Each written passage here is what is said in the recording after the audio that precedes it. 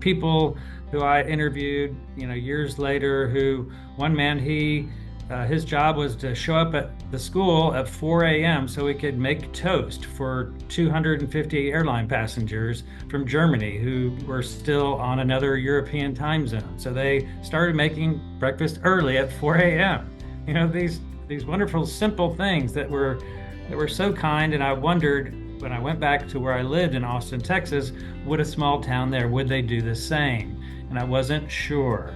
And so that's why on the first anniversary of 9/11, I closed the doors of my small business. We had about 40 people, and I handed out $100 bills to teams of 2 people and told them, go out into the community and remind people that we said we would never forget the lives that were lost on 9/11, and then to tell what happened on this better side of humanity that their boss experienced. So they told the story of Gander. So they went out and I told them, use the $100 however you want, and then come back and let's talk about it.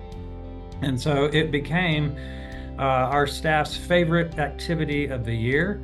And because people really learn in how important it is to engage. Now, even 23 years later of doing this, we're all so addicted to staring down at our phones, and What are you talking about? so that's what someone said. They were like, oh, well, I stepped in to buy someone's coffee at a Starbucks, and I realized we don't look at each other anymore in the eyes. And so you have these powerful, simple moments that, sometimes they cost a couple bucks, sometimes they can be free, just saying good morning to somebody who's a stranger. And so, because I was a stranger, that's the kindness to strangers is the part of what I really wanted to encourage. Welcome to the Kindness Factor podcast, sharing life-changing personal stories of the transformational impact of deep kindness. Hosted by Dr. Ilya, the happiness doctor, and Randy McNeely, the kindness giver. Thank you for joining us. Good morning, good afternoon, or good evening, wherever you may be. Welcome to another episode of the Kindness Factor podcast. I'm Randy McNeely, known as the kindness giver. And my wonderful co-host, Dr. Ilya Gorgoras, is off over in Greece at a conference, having more fun than anybody ought to be allowed. And so you get to listen to me. And I am thrilled today to have in the house and on the show with me a wonderful man by the name of Kevin Tuerff. And I want to share with you just a little bit about Kevin. Kevin is the communications director and the managing director, I should say, for the American Thoracic Society. He leads the marketing and communications for them. But he's also more interesting. He's the founder, not more interesting, but more importantly, he's the founder of an amazing organization called Pay It Forward 9/11. Kevin's experience on 9/11, he was on a plane when 9/11 happened. And along with a whole bunch of other passengers, he got diverted to an amazing place called Gander, Newfoundland. And that experience, when he was stranded as a passenger there, inspired him to develop and create this wonderful organization, Pay It Forward 911, back in 2002. And it's been growing ever since then. Today, he serves as the founder and volunteer president of Pay It Forward 911 Inc. His 9/11 story is one of the true stories inspiring the Tony Award-winning Broadway musical Come From Away. The character Kevin T is referred to as the compassionate gay lumberjack in the show, and as the Pay It Forward 9/11 effort is mentioned in the script of the musical. He has been featured in multiple documentaries. In 2018, the House of Anizani published his memoir book called Channel of Peace, Stranded in Gander 911. A portion of the proceeds for that wonderful book go to helping nonprofit organizations which are helping refugees. Kevin currently works for the American Thoracic Society, and he's a TEDx speaker. He's a certified virtual e-presenter, and he's an all-around amazing man. Kevin, thank you so much for joining us. Randy, thank you, Randy. It's wonderful to be here.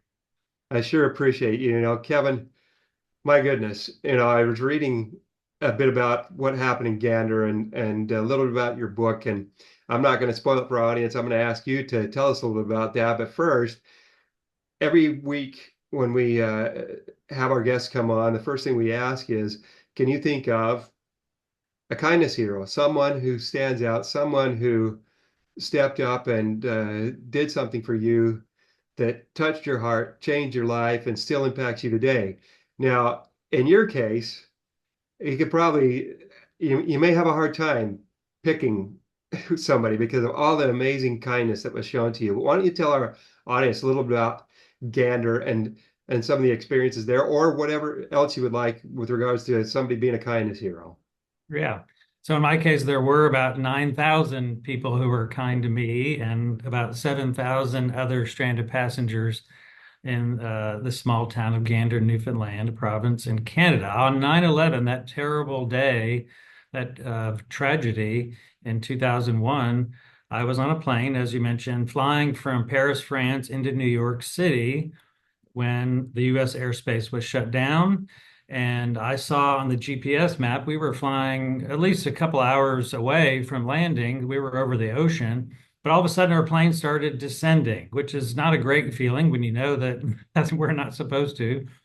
Then a sharp bank up to the north, and I look on the ceiling, there was a monitor of the GPS, and it looked like we were flying to the North Pole. And the pilot came on the PA and said, first in French, a bunch of words, but then said the word terrorism, and then came on in English and said, due to a terrorist attack in the United States, we'll be landing in Gander. And that's it. And so we didn't know what that meant or anything. I didn't even know what country Gander was in. It's part of the wonderful country of Canada. It's an island in the North Atlantic Ocean. And this small town, they had a giant runway. So it was a great place to park airplanes that couldn't go back. They didn't have enough fuel to return around and fly back to Europe. So the small town of 9,000 people all of a sudden has 38 large jumbo jets with 7,000 people on them, and a small airport that could barely fit one plane load of people. So we had to sit on those planes for 15 hours, 15 to 28 hours in some cases. Oh my word. Yes. And That's so a long the time. next time you want to complain about your flight delay, you give me a call. So, what was remarkable as I talk about the connection to kindness, I like to draw this analogy of kindness, empathy, and compassion. Now, if the people in this town wanted to be kind, they could have sent thoughts and prayers, as we often do on social media. But if they wanted to have some empathy for us being stuck on the planes, they could have just sent out some boxes of pizza and some water and kept us fed but ultimately, when I was writing my book, I interviewed the mayor. I said, "You decided to let us into your community. You opened your borders, your schools, your churches, your homes. People allowed strangers to take a shower in their homes. Why did you do that?" And the mayor, Claude Elliott, he said, "We weren't going to let you rot on these planes. People need help. You help them." So that's compassion. It's kindness. It's where kindness becomes engaging in the suffering of others. It's one of my favorite definitions of compassion. And so, the things that were incredible. They gave us food, clothing, shelter, information, love at a time when we really needed it. And I got a glimpse of what it's like to be a refugee when you have to rely on the kindness of others for all of your basic needs. My goodness. You sit and think about that, and there's so many different amazing things that happen on multiple levels there. You think about it, those people, they saw you. And what I mean by that is they didn't see you as a burden. They didn't see you as objects. They saw you as people, people who were stranded, people who couldn't get home to their loved ones, people who, in many cases, I think I read on your website there was like people from 90 countries there, That's right. and I'm sure you have to wonder how many of them didn't speak English, Many. and all yet what was it that transcended all of those differences, even the fact that people didn't speak the same language, the love, the kindness, the compassion that was shown.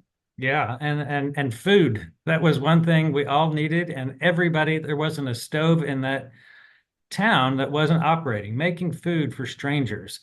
People who I interviewed, years later, who one man, his job was to show up at the school at 4 a.m. so he could make toast for 250 airline passengers from Germany who were still on another European time zone. So they started making breakfast early at 4 a.m.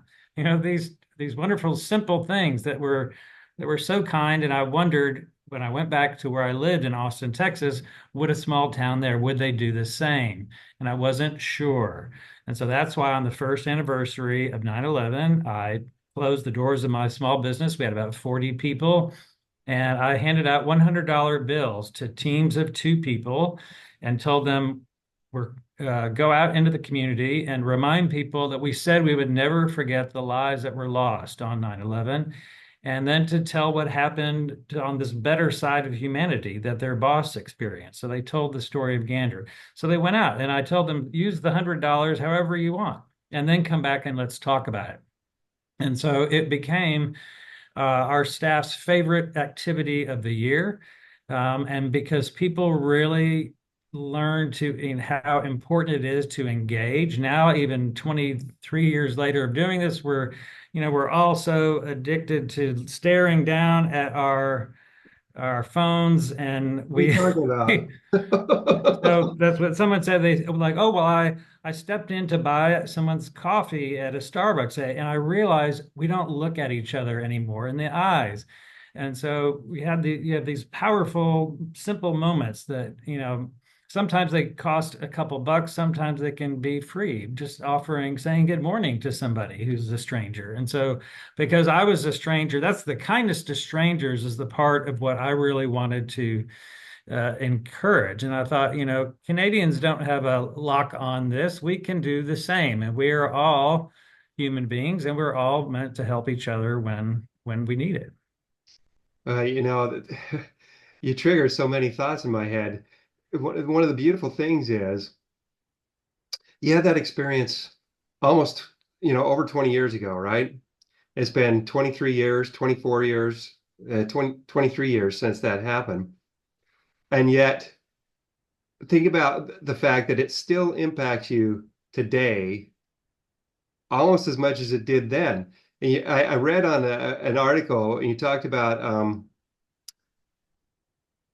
somebody that shared an experience with you, and I can't remember what it was now, but you talked about how you even thinking about it now. It's been 17 years later, and I still get choked up. Oh, you talked about the gentleman who called you at the end of that first day, or sent you an email, or called you. His name was Vincent, and he Oh, yes. and he let you know, he's having an awful day, and somebody, from your office stopped and helped him take care of a flat tire and then paid for it. And I can guarantee you he still remembers that. I think so. Yeah. And he called me and left me a voicemail at my back when we had voicemail.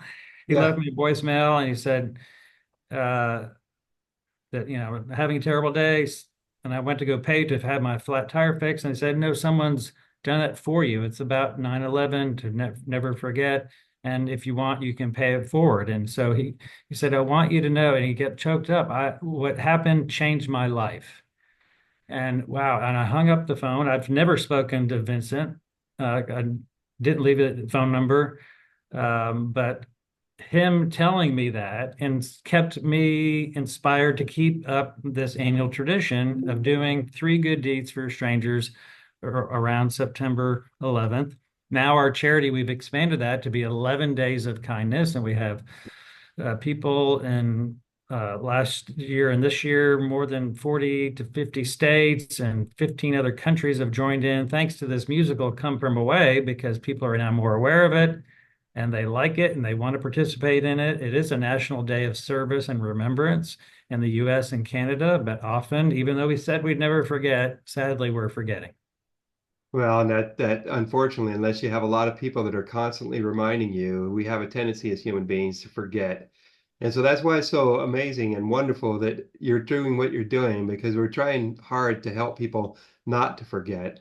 Obviously the name of this show is The Kindness Factor, and my co-host and I and a whole host of other people are huge kindness advocates, and we're right there with you, working in the same heart space recognizing the fact that, that there's never been a greater need for love in this world than there is now. And how do you deliver that? Well, you deliver it through kindness. Kindness is love in action. I mean, that's what it is. Every behavior, this is my definition of kindness. It's every behavior by which we show value and appreciation for other people is embraced by kindness. And the reality is, every time we go out and do something kind, we add to the sum of happiness in the world. We do.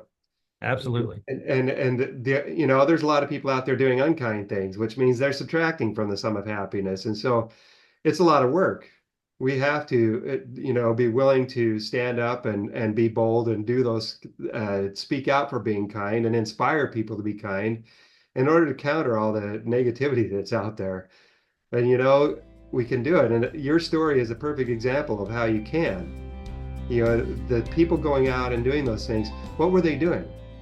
They were creating experiences. When a wallet was returned just moments after it was lost, a purpose was found.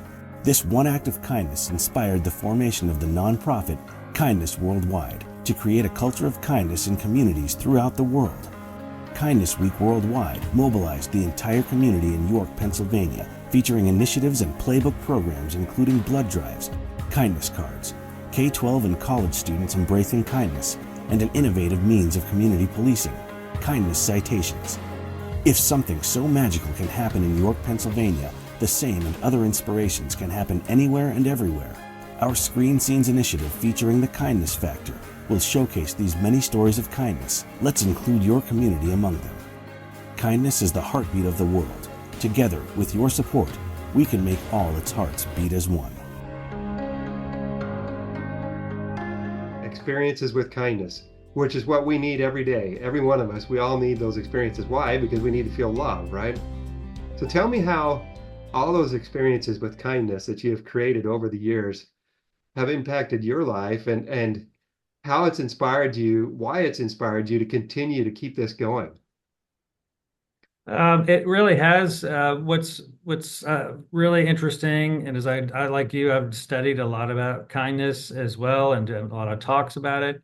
And the beautiful thing about our initiative is that it's up to, there's no prescribed way that you have to do the kindness. It's up to an individual. One school in Franklin, Tennessee this year, they committed to do 10,000 good deeds over the course of 11 days with all of their students.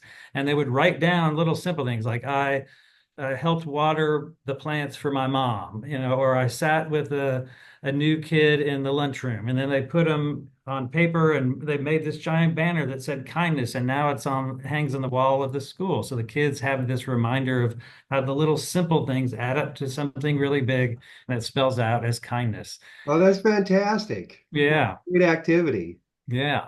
So, especially now, here we are. It's hard to believe that it has been 23 years, but now there are actually teachers who are teaching school who were born after 9/11. And so they aren't familiar with the history of how it really changed life across the world and why it's created even ultimately some of these silos that we find ourselves in. And I'm a true believer that we can only break through some of these silos, because some people will say like, oh, I'm kind to people that live in my neighborhood, or people that go to my church or in my political party, but I can't, those other people, I don't know. And that's the problem. And the only way we can break through that, I think, is these one at a time interactions. And what I've found in my own experience is that it's not just in September when I think about this, is that I get this emotional reaction when you do this. It's called the helper's high. It's been studied that these chemicals fire off in your brain. I have just like a runner's high for several minutes after I do an act of kindness for someone. The recipient gets something out of it, but I get something great too. And so that helper's high, it makes you want to do it and become more open as you're just walking about your day to look for opportunities to keep that helper's high coming. And so the brain is a muscle. It needs to be trained. And one way to train it to feel better and have less stress, less anxiety, is to do these random acts of kindness. Yeah. It's interesting. I'm going to throw something out there to you, just a thought. I don't believe in random acts of kindness. And what I mean by that is I think every time we're kind, we choose to be kind. What I do believe in is random opportunities to give kindness. We're all, as your people are going, or as I'm going throughout the day, I'm determined I'm going to do something kind for somebody. And I'm always on the lookout for an opportunity. And, looking out for, okay, when's an opportunity coming? Because I'm going to do something kind. If I can smile at somebody, or if I can hold the door for somebody or whatever. And that's a beautiful thing. I loved what you did, what the tradition you started is you're looking, people are on the lookout. You've got their kindness as top of mind because of, okay, I'm on the lookout. I've got to have an opportunity. I'm going to do this. I'm going to do this. Oh, hey, there's somebody I can pay a coffee for or whatever. That's what's so beautiful about what you're doing and creating that something that people can engage in. Because when we put it top of mind, they're constantly looking. And you know what happens?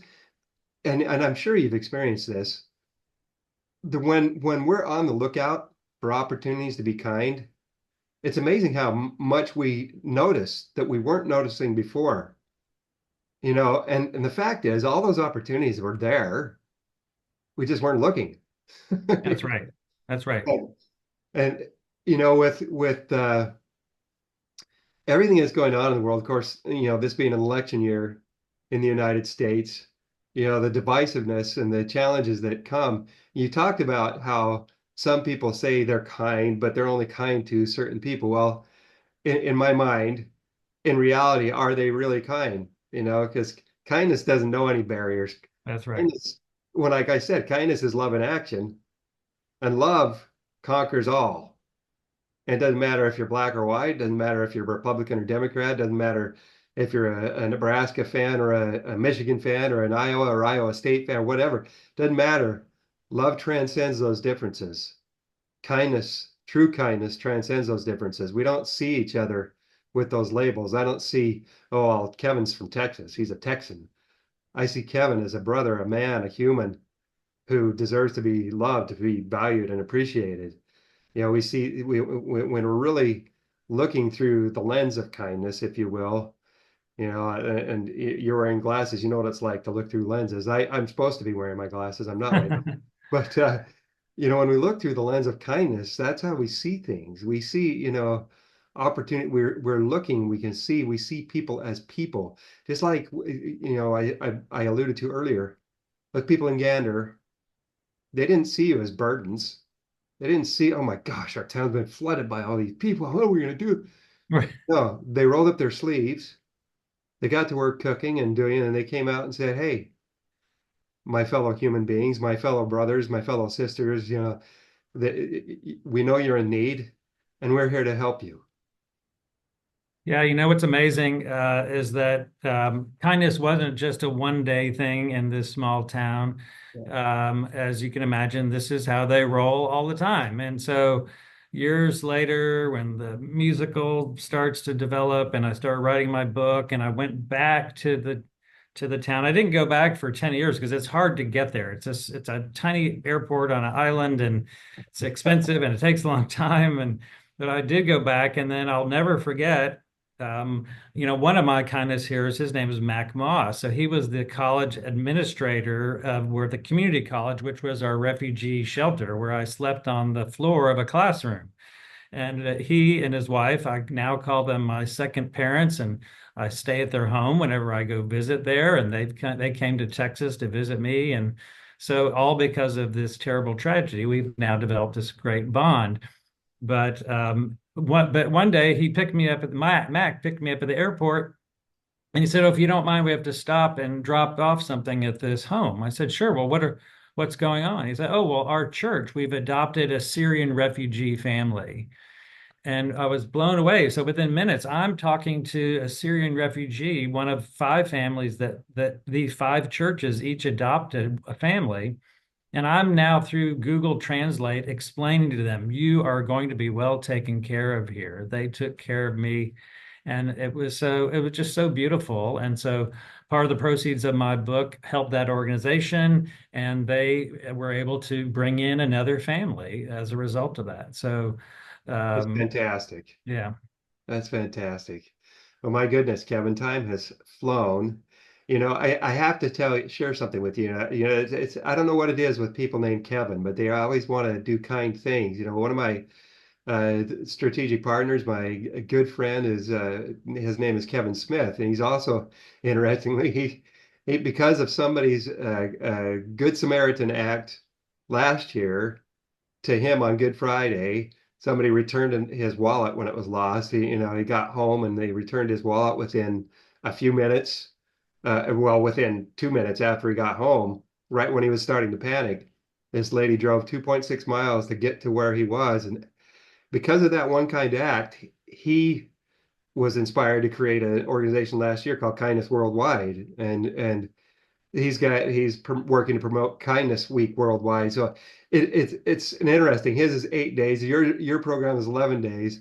The more people we have working to bring kindness in this world, the better. Thank you so much for all that you're Sure. doing, Kevin. No, thank And, you. Thank you for this opportunity. It's wonderful to be with you all, and I hope to see you sometime. well, I appreciate that. And okay, so as a wrap up, normally what we'll do, we'll ask our guests, do you have maybe three little pearls of wisdom, a nugget related to kindness that you'd like to share with our audience? Anything that comes to mind? Um, yeah, the number three is big for us because at Pay It Forward 9/11, we ask people to do three good deeds and then ask the recipients to do three more. So it creates that ripple effect. And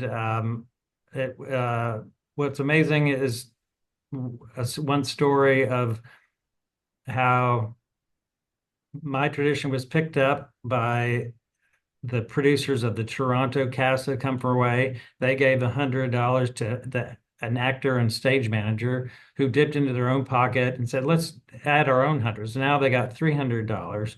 They gave the $300 to a teacher at a school.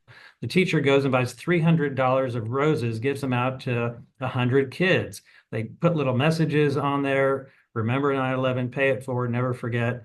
And then I hear the next day the story, a recap of one team, a young girl who said took her flower, went into a supermarket and saw a woman and said, oh, she looked like she was having a bad day. So I gave her the flower and she said, oh, how much for the flower? No, no, it's free. It's for pay it forward if you want to.